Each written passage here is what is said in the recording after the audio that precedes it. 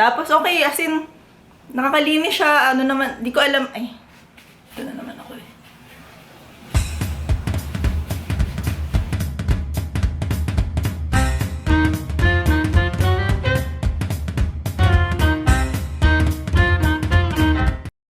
Hi, this is Elle and welcome to another Buhay Decorator. Grabe, sobrang tagal na nung last na Buhay Decorator natin. As in, gano'n na ba katagal? Tignan natin. So, December pa yung huli kong Buhay Decorator. As in, yung nag-States pa ako. Pero ngayon, sobrang layo na nun sa life natin ngayon. Pwede pa ba mag-travel? Syempre, wag muna. Dahil grabe, simula nung pumasok tong 2020, parang kumurap lang tayo lahat. Bare months na ulit. Itong past few months, basta kung kailan pwede na tayong lumabas, ng konti lang sobrang few times lang talaga ako lumabas. Kung kailan lang talaga kailangan. Parang may time na namili lang ako yung sobrang malapit lang na Wilcon sa amin na mga gamit para matapos lang yung project. At saka, yung nag-decorate and nag-shoot ako for minimalist glam na project. Finally, andito na ako dun sa unit na ginagawa namin. Grabe, naipit to ng quarantine. As in, habang ginagawa namin siya, wala kaming choice. As in, nakat yung work namin. Pero ngayon, last day na namin. I-shoot ko na yung reveal nito today. So, halika, tignan natin anong nagaganap dun ngayon. Yes, ang ganda na. Naglilinis na dito. Ayan. Ang saya. May pa-hello ka pa dyan. Sobrang thank you sa inyo sa lahat ng nanood ng video na yon dahil, wala, dami nagustuhan ko siya. So ako rin, nagustuhan ko din siya. Super happy rin talaga ako dun sa result ng project na yon. Ito rin, nandito tayo ngayon sa ating Creative Loft Makeover. Itong aking quarantine office / shoot space. So at least ngayon, finally, nakapag-shoot na ako dito. So hello from my loft office. Ang cute, no? Ganda ng color. Ganda niyan. Wala lang. So kung di nyo pa napanood, check nyo rin tong makeover nito dahil wala, ang happy ko rin talaga dito. So, yun lang yung medyo kinabisihan ko nung itong past months. Pero syempre, as much as possible, dito pa rin tayo sa bahay. So, lahat ng meeting is naka-zoom tayo. Meron talaga akong day na from 12 or 11 hanggang 5 p.m. naka-zoom meeting tayo. Hello, good morning. So today, good morning na ba? Hapon na. So today is Zoom meeting day. Meron akong 4 na Zoom meetings from 12:30 to mga 5:30, ganyan. Kaya, ayan, ready na yung space dyan. Siyempre, nagtimpla na rin ako ng kape. Ayan. Sarap. Simulan na natin to. Ito yung view natin kapag ka nagmi-meeting. Ganyan lang. Kurtina lang na red. Tapos, nagdamit lang ako ng medyo cute yung top. May arte lang ng konting ganon para yun lang may yung kita So, pwede na yun. Let's go! Nagsa-start na yung meeting ko in a few minutes. Hello! Good afternoon. Hi! Hi! Hello! Okay. So, ano yung existing? Diba? Papa-improve natin. Oo. Parang ang pinaka-furniture lang na malaki is mga chair. Yun na. Pero walang malaking pieces na furniture. Ganyan. Wala lang kayong choice. Ganon. Hindi. Napipilitan lang kayo. Hindi. Joke lang. Wala tayong judgment. Nagkakaintindihan na tayo. Hindi. Hindi na natin alam ano yung normal. Nakikita ko sa taas. Pero yung malaki ikaw, okay lang.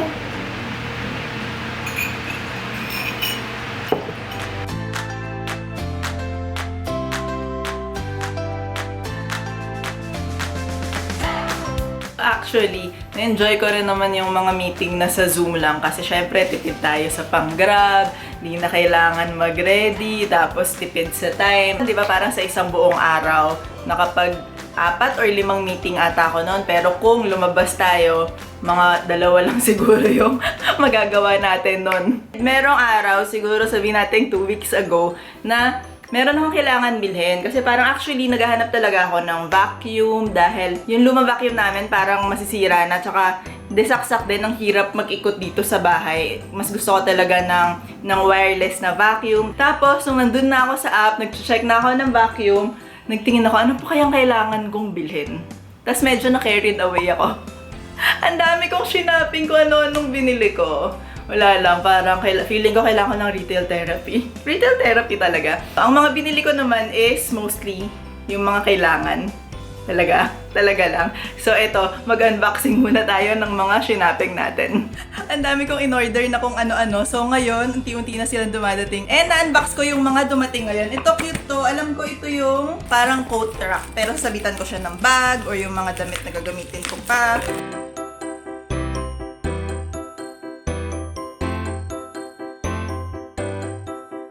Maganda siya. Ang cute ng color niya, tas natural wood lang. Pwede nyo itong stain feeling ko ng dark. Ayan. Ang issue ko lang, kailangan mo to nung isaksak ng din kasi parang pag nagbuhat ka ng mabigat, ayan, malalaglag siya. So baka papakabit ko yan permanently, papa-wood glue ko. Pero cute. Yes.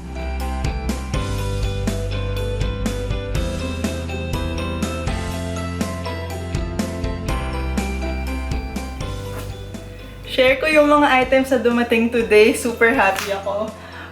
Na-overwhelm ako, ang dami. So, una is, itong para mga charger. Basta, itong mga charge na mga gadgets. Tapos, itong mirror. Ang cute niya, ano lang siya, plastic, pero meron siyang tray dito. Tapos, ayan. Iba-iba pa ng kulay. Diba? Pwede kang mag-makeup, ganyan. Cute. Tapos, yung diffuser ko originally nasira. So, sobrang nakitan ako. Bumili ako nito maliit. Ayan, no? Tapos, umiilaw to dito sa ilalim. Pero, feeling ko kasi maliit to. So, parang for extra lang yan. Or something sa desk, ganyan. Pero gusto ko nung pang room. So, kumuha rin ako nito. Yan. Simple lang, umiilaw. Tapos, may remote pa. And may free rin siya na oil. Then, ito, hindi ko pa siya ina-assemble. Pero, basically, map siya na merong part doon na lalagyan mo ng medyo konting water tsaka soap para automatic nagmi-mist na yung floor mo pag kami na map mo. Tapos, meron na siyang kasamang floor sweeper din. So, ayan. And, dito ako pinaka-excited. Bumili ako ng vacuum. Ayan. Ang ganda ng itsura niya. Ang sleek. Hindi ko pa masabi. Like, di ko pa siya na-try. So, charge pa natin siya. Testing natin. Share ko kung okay siya. Ano yung ko sa kanya. Review ko sa kanya so far. Pero, based sa itsura, sobrang cute niya.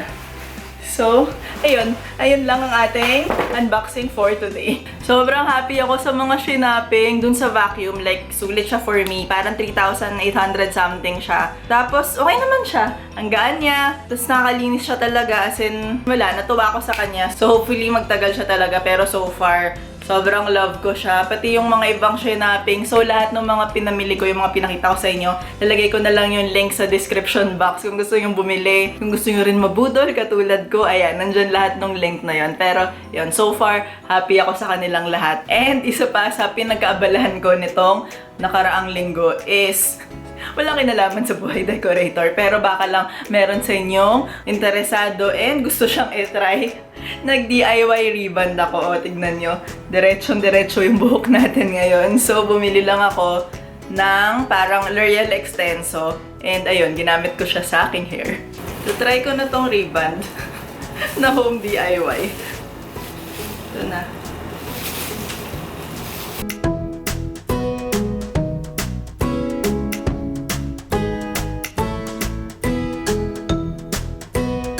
So, after nitong first round ng smoothing cream, ano ba?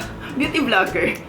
Pero anyway, ang tawag doon, so lilive mo lang siya ng 20 minutes from the start ng paglagay mo. Tapos, tatanggalin mo siya totally and then blow dry, tsaka plancha. Tapos, smoothing cream and then banlaw ulit. We'll see. Anong kalalabasan nito mamaya. So, ito na yung hair ko after nung lahat ng steps na yun. So far, ayos pa naman siya. Pero tignan natin kung mame-maintain niya yan after a few days. Ilang araw pa bago pwedeng basahin ulit. Super bilis lang yung gawin. Nag-check rin lang ako sa YouTube ng mga tutorial, yung mga ibang tao kung paano nila ginagawa. So, kung gagawin nyo siya, maghanap kayo, gawa kayo ng sarili nyo research. Natuwa naman ako sa kanya. And, syempre, sobrang tagal na natin. Nandito sa quarantine, walang salon, walang gupit-gupit masyado. Kaya eto, nagpagupit ako sa Barbero.